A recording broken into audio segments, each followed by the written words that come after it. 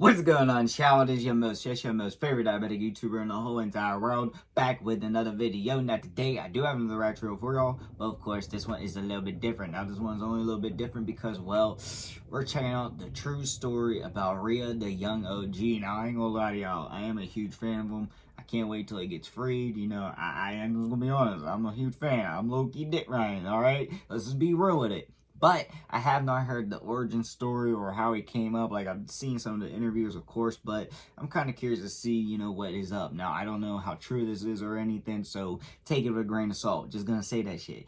But shout out to True Street TV for the video we are reacting to. Of course, go check out their channel, go subscribe, go like the video, go do all that goodness, of course. But before you get any further, I have to ask you to please subscribe to the channel. And if you do enjoy the video, smash the like button, because it helps the channel out a lot. And with that said and on the open, let's figure out what the true alleged story of Rhea the young fucking learning disability kicking in, can't even word. But let's figure out what the story of Rio, the young OG, is. I got me some Gucci, now I got me some cozy. Your bitch look like a what? She look like a pussy.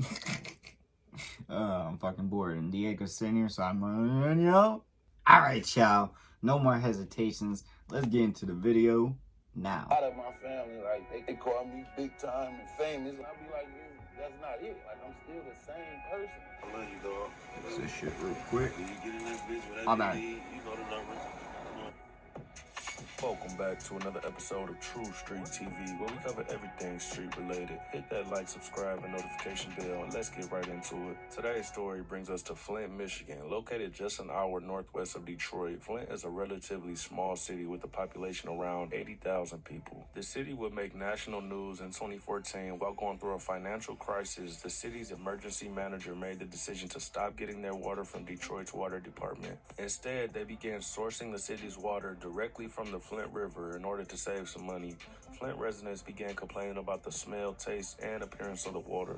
It turns out the incompetent city officials failed to apply anti-corrosion chemicals to the water pipes, causing lead from the aging pipes to leach into the water. This would expose around 100,000 residents to elevated levels of lead in the water. As we know, lead poisoning is very dangerous and can have long-lasting effects on the person.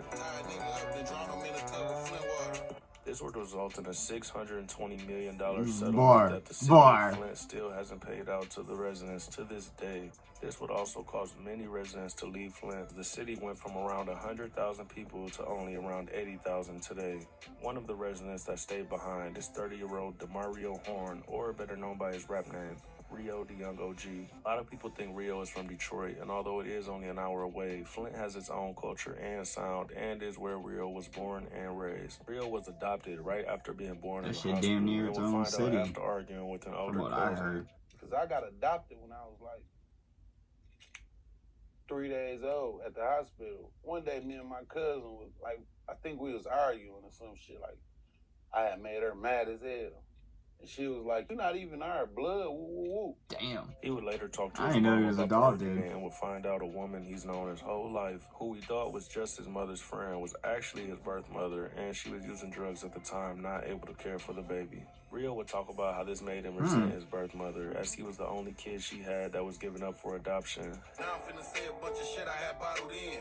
I barely know my whole family, I was adopted in. His blood brother by his father is a popular rapper by the name Louis Ray. Their father goes by the name Ray K47 and is a well-known dude in Flint known as the Chevy King for his old school Chevys. His father is described as being extremely funny and outspoken, which makes perfect sense as Rio's style has a lot to do with his humor and talking crazy. Although Rio's father wasn't involved in his life as a kid, sexy. they were able to develop a friendship later on as he became closer to his brother Louis. So anybody who mess around in Flint in the last 20 years, they know Ray K47 for sure.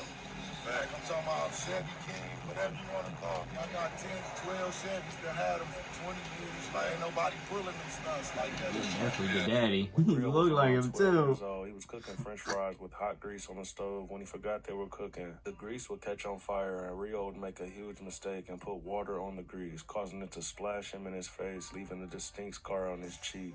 A few years later, Rio was around 15 years old when he went to a gas station to buy some blunt wraps. He bumped into RMC Mike. They noticed they were both buying wraps and decided to match, becoming best friends ever since.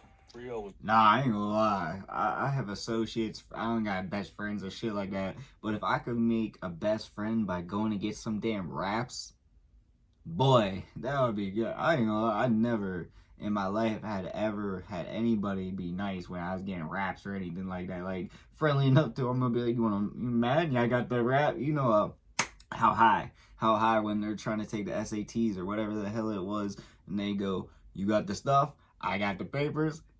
That's what I low key. If I had that shit, that low key would be dope. I wish I had a buddy Wuddy or a best friend like that or whatever. That shit dope. And honestly, finding out he was adopted, I didn't know that. I mean, it really doesn't change anything, but it's still cool.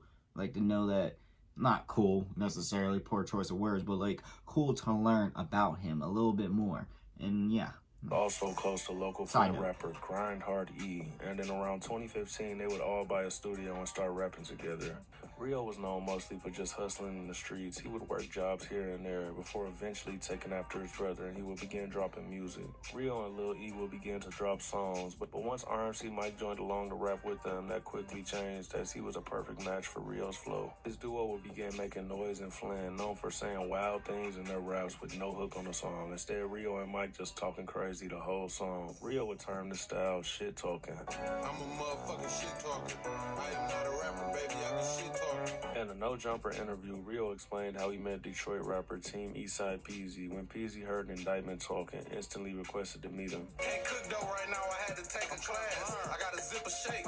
I'm finna shake a half. I found their first song together in August of 2018, featuring Louis Ray, called Can't Play. Rio explained how he thought he was going to have to pay for the verse, but Peasy did it for free. Dropped the 62 and I put out an 80. Took my bitch to the doctor. She said her stomach aching. At this time, Rio had a little buzz in Flint, but had a decent my job bitch and to the was in the doctor, streets her hustling stomach and just ache. had his first kid, so he really wasn't focused on rap like that. Peasy would bring Rio down to Detroit and take him over to the east side to listen to Rio's music, amazed at what he was hearing. Telling Rio he doesn't realize how good he is, and if you're from the Midwest, most of us know that Peasy is one of the all-time greats when it comes to Detroit rap. They would become close friends after this and would begin hanging out every day, both with one foot in rap and one in the streets. Shortly after meeting each other, Peasy made around $50,000 in one day from rap and showed it to Rio to convince him to take rap more serious. Rio would listen and begin dropping visuals Shit, to his that'll get songs me- at the end of 2018. that'll get me gaining started, tens of too. thousands of views per day. Peasy was arrested a few years back in 2016 on RICO charges and knew he was going to prison soon. He would press Rio to hold the rap down while he was gone. Rio would do just that, dropping huge songs all through 2019, with the first being Shit Talking, in which the music video was released in January. And about a month later, on February 25th, 2019, Rio would catch a gun case in Flint, being released on a $5,000 bond. Peasy would stress to him that he needs to leave the streets alone and focus on rap before he gets indicted by the feds. And crazy enough, Rio was indicted by the feds 2 weeks later for conspiracy to sell drugs, being caught on a phone tap. Peasy fighting in his case, he finna go in, like he getting closer to his sentencing date. He called me, he like, bro, I need you to rap. He like, I'm finna go to prison, bro in prison. You can't get indicted too? I'm like, hell no, I ain't gonna get indicted, I'm finna rap, fuck it. Fuck around and get indicted 2 weeks later.